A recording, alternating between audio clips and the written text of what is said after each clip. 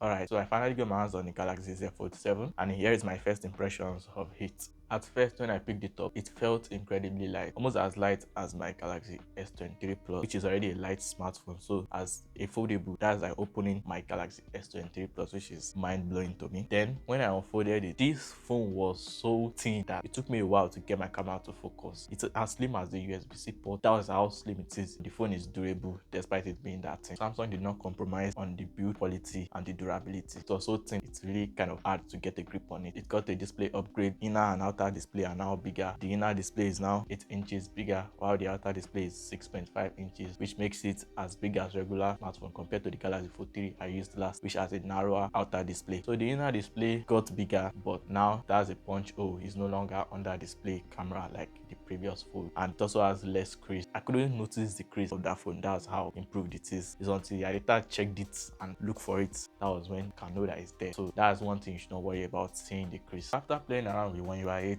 on the Fold 7, it was smooth. Found some new features also, but becoming to supported device anyway later. It's not exclusive to the Fold 7. So the cameras also got, should I call it an upgrade, because it's just the main camera that got updated. It still has the same ultra wide with now autofocus feature, so it can take macro shots, but the telephoto is still the same as the Fold 6. That's a 12 megapixel telephoto camera. So the 200 megapixel camera, I was able to test it and it was so detailed. This makes the phone the best cameras for selfie, because you can take a 200 megapixel selfie with the Galaxy Fold 7 cameras, because you can switch to the back camera so you can see yourself and take a higher resolution selfie. I like the way the camera bump now looks with the camera ring. The Fold 6 camera ring is not bad, but I just like the way this feels more premium. It is rocking the Snapdragon 8 Elite for Galaxy globally, just like the S25 series. The performance was really great. It was consistent. I didn't notice any stutters or slowdown, despite it being so slim and thin. It's using the aluminum frame, so throughout my testing, I didn't feel it get warm or overheat. It was just cool to the touch. So here's my conclusion. Yes, the Galaxy Fold 7 is impressive, but they could have done a bit more to justify the price increase, because the battery life, yes, is okay and it got a bit updated. That's a 2000 charge cycle support, but could have gotten bigger. The charging speed till 25 watts. Could have gotten anti-reflective display that gets skipped to the S25 Ultra. Cameras could have gotten better compared to the competition, the ultra wide, the telephoto. Also, removing the S Pen was a big disappointment, because now that the screen got bigger, people would have loved to use the S Pen to work with the Galaxy Fold 7, because it's thinner, lighter to carry around, and it has a bigger display, which means easier and bigger screen to work with. So what do you guys think? Let me know and I'll catch you guys